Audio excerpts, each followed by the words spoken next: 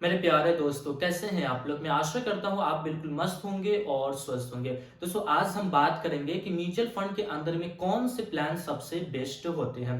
Mutual fund की जहाँ पे बात आती है तो म्यूचुअल फंड को एक सेफ इन्वेस्टमेंट माना जाता है, अगर इसको हम शेयर मार्केट से कंपेयर करें तो।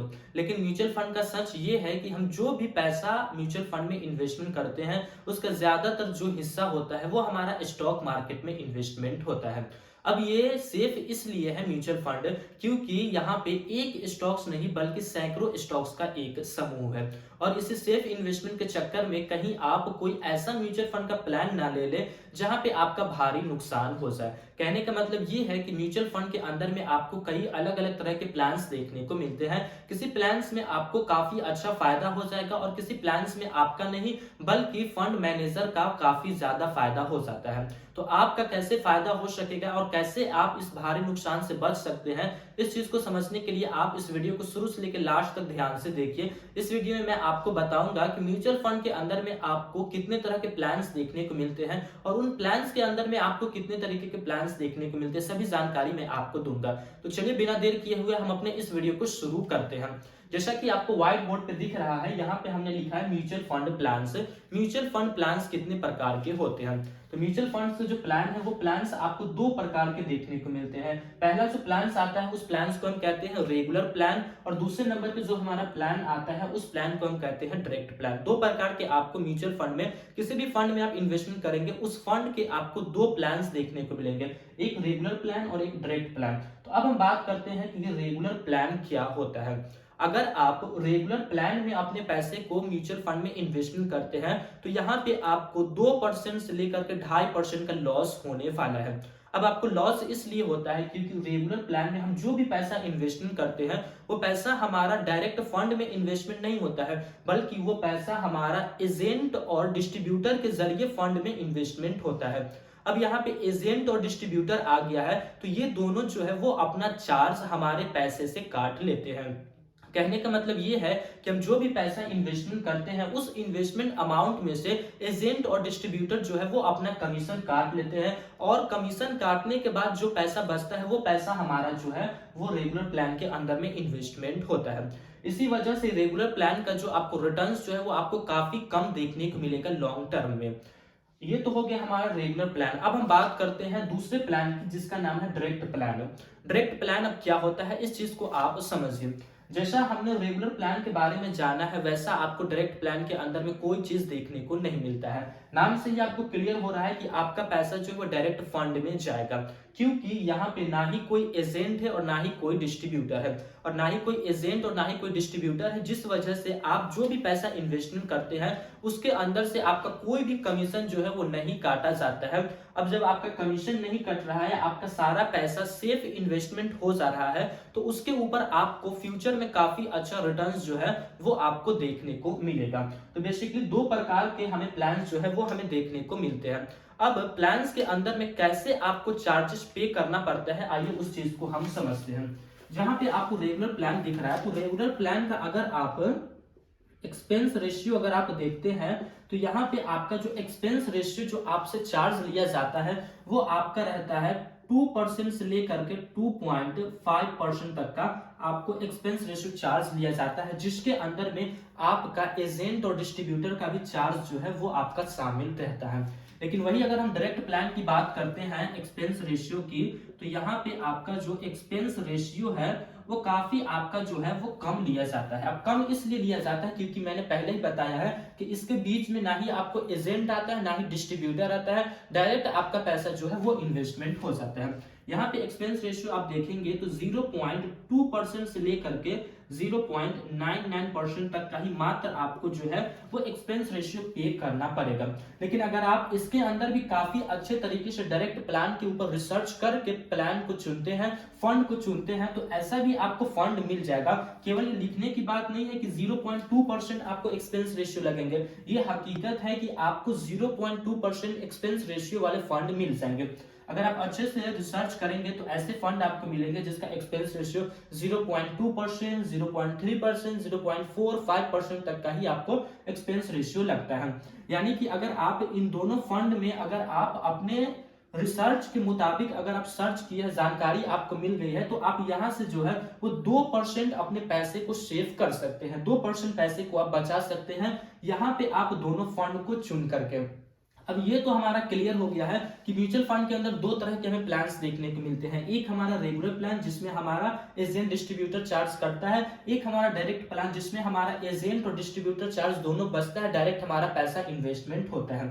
अब रेगुलर प्लान के अंदर भी आपको दो तरीके के और प्लान्स देखने को मिलेंगे, और डायरेक्ट प्लान के अंदर भी आपको दो तरीके के और प्लान्स जो है वो आपको देखने को मिलेंगे, जो कि होते हैं बोनस प्लान और ग्रोथ प्लान। अब हम इसको समझते हैं। तो बोनस प्लान और ग्रोथ प्लान को समझने से पहले आप एक चीज को समझना पड़ेगा कि डिविडेंड क्या होता है। डिविडेंड को आप समझ जाइएगा तो आप बोनस और ग्रोथ प्लान को आप समझ सकते हैं।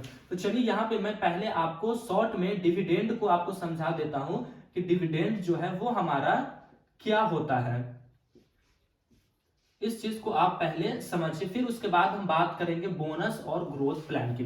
डिविडेंड कहने का मतलब ये हुआ कि कोई भी कंपनी, मान लीजिए आप एग्जांपल के तौर पे आप किसी कंपनी का कोई भी फंड आप खरीदते हैं, मान लीजिए आप निफ्टी 50 का एक म्यूचुअल फंड जो है वो आप खरीद लिए हैं। निफ्टी 50 के अंदर में आप जो है वो इन्वेस्टर जो है वो बन चुके हैं। तो अब यहाँ पे ना आपका पैसा जो भी इन्वेस्टमेंट होगा वो 50 कंपनी में इन्वेस्टमेंट होगा। निफ्टी 50 के अंदर में आपको 50 स्टॉक्स जो है वो देखने को मिलेंगे। 50 स्टॉक से मतलब ये कि यहाँ पे आपको 50 कंपनी देखने को मिलती है। अब 50 कंपनी में आपका पैसा चला गया है, तो डिविडेंड का मतलब ये होता है कि इस कंपनी, जो कोई भी कंपनी हो, डिविडेंड वो जो है वो अपने प्रॉफिट का कुछ हिस्से को वो अपने शेयर होल्डर्स को देती है, जिस पैसे को हम डिविडेंड कहते हैं। और भी आसान भाषा में हम समझे तो कोई भी कंपनी भी ये चाहती है कि हमारे कंपनी का किसी के पास अगर शेयर है तो हमें प्रॉफिट होता है तो उसे हमें कुछ देना चाहिए। तो किसी भी कंपनी का अगर प्रॉफिट होता है तो प्रॉफिट का एक छोटा सा हिस्सा अपने शेयर होल्डर्स को देती है, जिस पैसे को हम डिविडेंड कहते हैं। अब यहाँ पे आपको 50 कंपनी देखने को मिल रही है, तो हो सकता है कि इस महीने में कोई एक कंपनी अपने डिविडेंड को दे रही है, कोई दूसरी कंपनी अपने डिविडेंड को दे रही है, यानी कि लगातार जो है वो हमें हर कंपनी की तरफ से डिविडेंड जो है वो मिलते रहता है। तो डिविडेंड का मतलब ये हुआ कि कंपनी ने अपना प्रॉफिट लोगों के साथ शेयर करती है, अपने शेयर होल्डर्स के साथ ये जो है वो उस डिविडेंड अमाउंट को शेयर कर देती है।